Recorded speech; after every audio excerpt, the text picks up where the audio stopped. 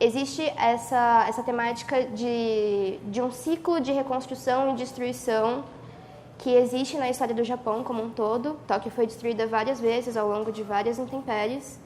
E Akira é um filme que trabalha esse trauma da destruição e a reconstrução de Tóquio e de como tratar essa violência que é intrínseca na destruição de uma cidade inteira e como que as dinâmicas sociais se alteram quando você reconstrói essa cidade. E não tem como falar de Akira sem falar da Primeira Guerra Mundial, da Segunda Guerra Mundial, que as bombas de Hiroshima e Nagasaki, elas desencadearam um trauma no imaginário popular japonês, e ele vem sendo trabalhado na cultura pop, nas animações, no mangá, no cinema, de várias formas desde então. Isso é uma citação do Arata Isozaki, que é um dos arquitetos metabolistas, sobre como as cidades são ruínas e você tem que trabalhar elas partindo do pressuposto de que elas já foram alguma coisa e que elas podem se transformar. E é meio isso a temática do filme. Essa é um still da explosão da bomba de 1988 e essa é uma foto da explosão da bomba de Nagasaki. E não só Akira, como vários outros filmes da cultura pop japonesa, como Pet Labor e Neon Genesis Evangelion, Devilman Crybaby, eles tocam no ponto do apocalipse e da destruição de uma cidade e das ruínas que sobram dela, e como se trata essa reconstrução. Isso é uma foto da destruição de Tóquio, no bombardeio de 1945, em que 100 mil pessoas morreram. Foi o bombardeio mais violento da história. E do lado é uma foto de Nagasaki logo após a explosão. Então é muito palpável o quanto que foi acabado o traçado da cidade e as construções da cidade nessas duas destruições. Isso fez com que os japoneses tivessem uma memória muito forte da total aniquilação de uma cultura e o jeito que se trata a vivência na cidade. E logo após a destruição de Tóquio, o governo japonês não tinha os meios de reconstrução das cidades que foram destruídas, porque eles estavam numa ocupação americana, eles não tinham recursos para reconstrução. O acesso aos materiais construtivos era muito difícil e a indústria estava completamente acabada, não tinha muito com o que construir e como construir. E nos filmes em que você tem essa paisagem de Tóquio logo após a destruição da bomba, isso aqui é Stray Dog, do Akira Kurosawa, e a imagem que se tem de Tóquio são de várias cabaninhas e várias construções pequenas, sem muita organização e sem o skyline que a gente conhece Tóquio hoje. Porque até o meados dos anos 50, o Japão não tinha como reconstruir as cidades que foram destruídas. Ele ficou mais ou menos 6 anos sem conseguir recursos para poder trabalhar essa reconstrução.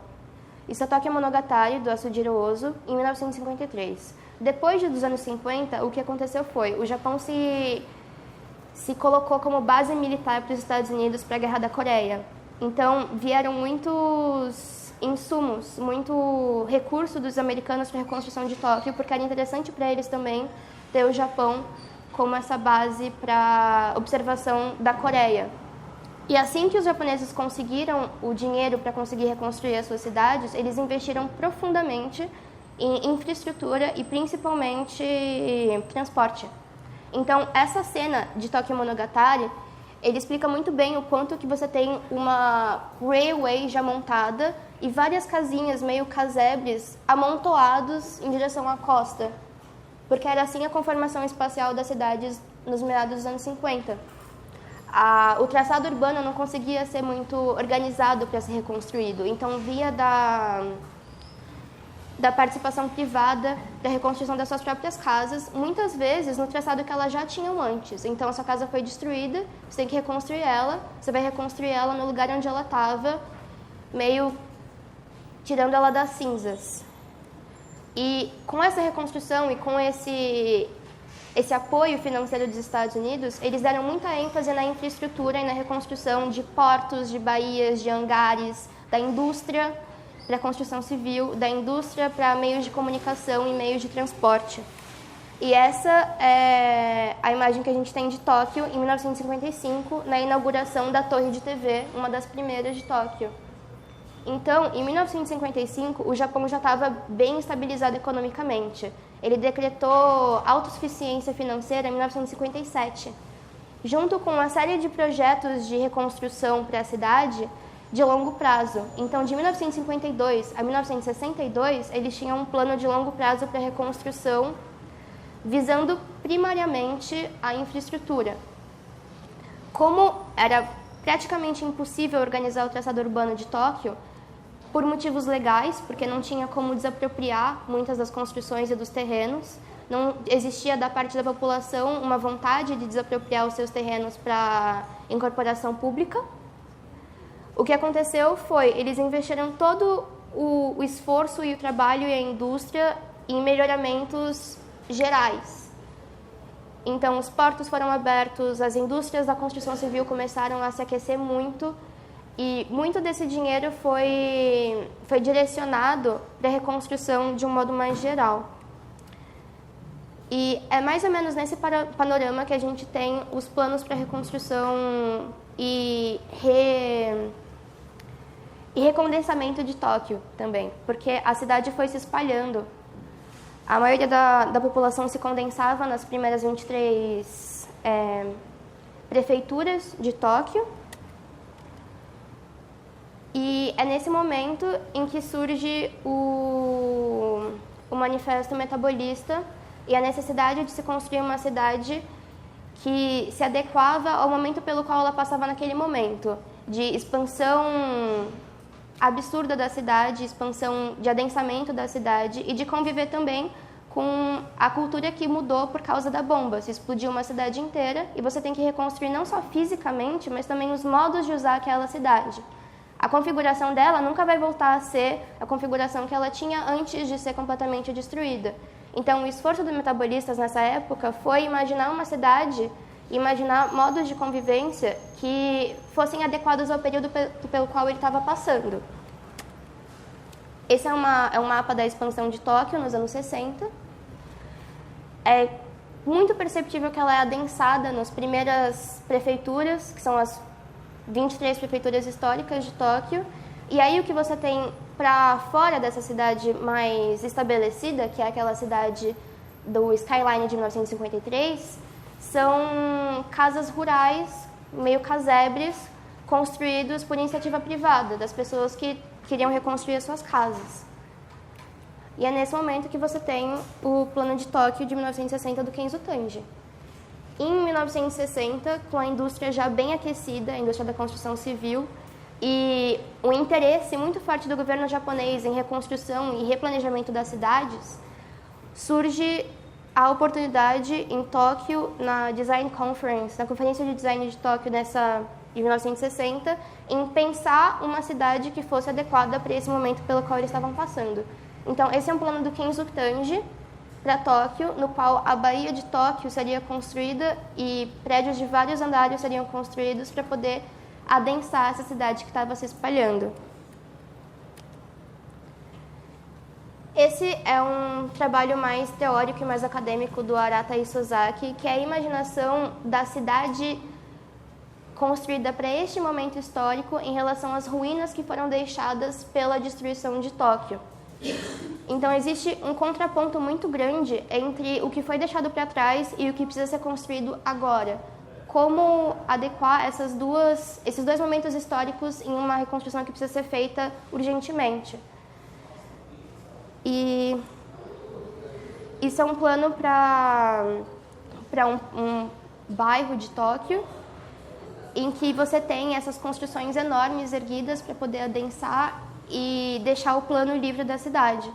Nesse momento, em 1960, é a época em que os japoneses estão em contato com o trabalho dos modernistas mundialmente. Então, eles começam a pensar a cidade do futuro, a Tóquio do futuro, nos princípios que foram deixados pelo Le Corbusier, pelo Louis Kahn e por todos esses arquitetos que já estavam pensando na reconstrução das outras cidades nesse momento do pós-guerra. Só que, para eles, era muito importante também conseguir vincular essa reconstrução a uma reconstrução cultural e social de Tóquio também. O que aconteceu com esses projetos é que a maioria não foi construído, 1 ou 2 foram incorporados pelo governo japonês como projeto para a megalópole de Tokaido, que é a costa de Tóquio e as cidades ao entorno, para virar um polo industrial, mas a cidade não conseguiu se condensar, não conseguiu se reconformar e ela foi se espalhando. Em 1980, ela era a maior metrópole em extensão do mundo. Então, em 1980 também foi o momento em que teve essa bolha econômica do Japão, em que a construção civil estava extremamente aquecida, todos os produtos e o comércio externo no Japão estava muito bem visto e existia uma riqueza e uma vontade de se construir muito grande em Tóquio.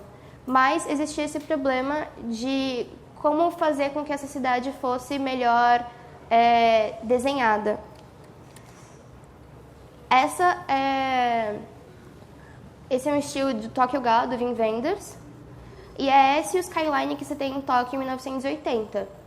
Você já passou por uma reconstrução absurda, você já tem os meios de transporte, as infraestruturas e o crescimento dessa cidade. E de 1953 para 1980, a violência dessa reconstrução é um absurdo, porque ela foi reconstruída, ela foi estabilizada economicamente em 15, 16 anos, e daqui para frente foi só crescimento, crescimento, crescimento. E é mais ou menos nesse momento em que você tem a imagem de que Tóquio vira uma máquina. É uma máquina de construir, é uma máquina de dissipar artérias de transporte, artérias de pessoas, é uma circulação de pessoas muito grande, e é aqui em que você tem esse plano para Tóquio, do Kishi Kurokawa, que é um plano para 2025.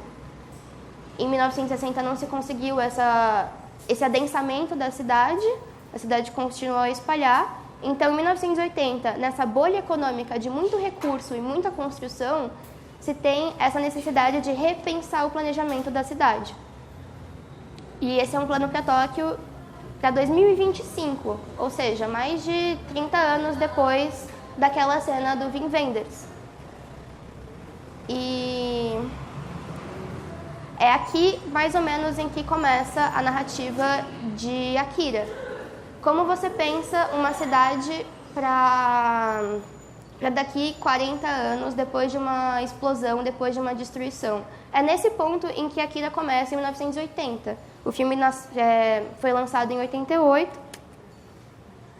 E isso é uma citação do diretor de Akira, que a ideia inicial dele foi mostrar Tóquio no futuro com as situações sociais e espaciais dos anos 60, que foi o período no qual ele tinha 14, 15 anos. Então, o que ele estava pensando foi como você traduz todo esse conflito e todo essa necessidade de reconstrução, não só física quanto social, para um momento de total destruição. Essa é a Tóquio de Akira. A ilha que tem no meio da Baía de Tóquio é onde a maior parte do filme se passa. E o ao redor da Baía, o entorno da Baía, é uma cidade explodida que não pode mais ser construída porque ela foi interditada por causa de uma terceira guerra. Existe uma cratera no meio de Tóquio em que ninguém pode adentrar porque ela é interditada. E grande parte do filme se passa no conflito entre a Tóquio antiga e a Tóquio nova. A Tóquio da reconstrução de 2019, depois de uma terceira guerra mundial, e a Tóquio que foi deixada para trás. Essa é uma das primeiras cenas do filme, no qual os protagonistas saem da Neo-Tóquio e vão para Tóquio antiga para poder fazer briga de gangue. São uma gangue de motoqueiros e eles não podem ficar na cidade em que eles moram para poder ter os seus círculos sociais se movimentando. Então eles vão para Tóquio totalmente destruída para poder fazer isso. E essa é uma cena muito importante do filme, que é a reconstrução do estádio de Tóquio para a Olimpíada de 2020, que vai acontecer ano que vem. E o governo de Tóquio, no filme, ele tenta reconstruir a cidade antiga para poder ter o Japão como essa potência de reconstruído. Vai ter uma Olimpíada e ele começa a reconstruir o estádio que foi destruído em 1988. E esse skyline que a gente tem no fundo dessa cena é o skyline que apresenta a Tóquio de 1988, que está meio intocada nesse filme. E todas as vezes que os protagonistas vão para Tóquio antiga, é ou para brigar ou para serem presos pelo governo atual. Porque eles não podem estar lá, eles são uma gangue de criminosos em um lugar interditado. E é essa a Tóquio de 2019, a nova Tóquio que foi construída a partir dessa destruição. Que é muito palpável nela o quanto que o skyline de 1988 é presente nessa representação. Porque você tem um crescimento absurdo, você tem os prédios muito, muito altos, você tem uma imagem que se tinha nos anos 80 do que poderia ser o futuro, baseado naquela reconstrução e construção infinita dos anos 80. Isso é uma vista de cima de Tóquio, em que você tem a Bahia ao fundo e você tem a nova Tóquio vista de cima a partir de uma perseguição policial de quando eles estão voltando para dentro da cidade. E ao longo do filme, o fio narrativo é: a cidade foi destruída, a cidade foi reconstruída e ela está num ponto de saturação, que ela não tem mais para onde crescer, as pessoas estão inquietas, existem conflitos sociais e uma necessidade de mudança muito grande. E o fio narrativo da história é que ela precisa ser destruída de novo.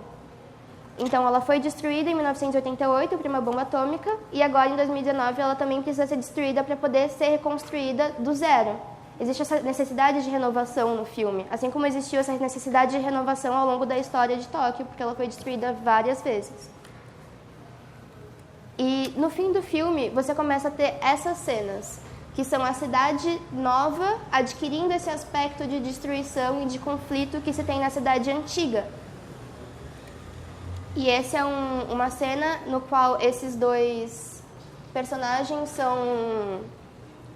são pessoas do governo, fazem parte do conselho para o planejamento de Tóquio, são eles que decidem o que acontece na cidade.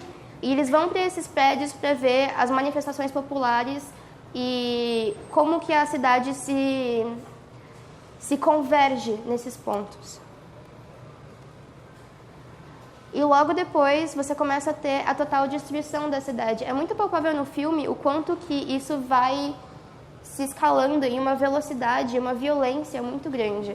Porque você começa o filme com um embate e um conflito social, são manifestações. E no fim do filme, você começa a ter a destruição física da cidade. Você começa a destruição com uma destruição moral, social, cultural. E no fim, você tem a destruição física, que, nesse caso, ela é destruída a partir de poderes psíquicos de um personagem que é a reencarnação do personagem que destruiu a cidade em 1980. Ele explodiu a cidade. E a reencarnação dele precisa destruir a cidade de novo porque ela está saturada. Essa é uma cena da destruição, da reconstrução do estádio olímpico. Então, nem mesmo os espaços da cidade que precisam ser reconstruídos conseguem ser reconstruídos e eles vão ter que ser destruídos de novo. Essas pessoas andando pelos escombros são pessoas que estão indo encontrar esse personagem apocalíptico, porque ele é o novo Messias. E essa é uma cena desse personagem apocalíptico explodindo. Ele se torna um novo organismo, ele se muta de uma pessoa normal para a representação de uma nova situação. Ele é um bebê aqui, ele vai mudando em direção a um bebê. E ele explode, e a cidade explode junto com ele, do mesmo jeito que explodiu em 1980. E essa é uma das cenas finais do filme, em que já não tem como conter o poder desse personagem, já não tem como conter a destruição que ele causou e não tem como conter as pessoas que foram atrás desse novo Messias para também ser reconstruídas. E este é o final do filme.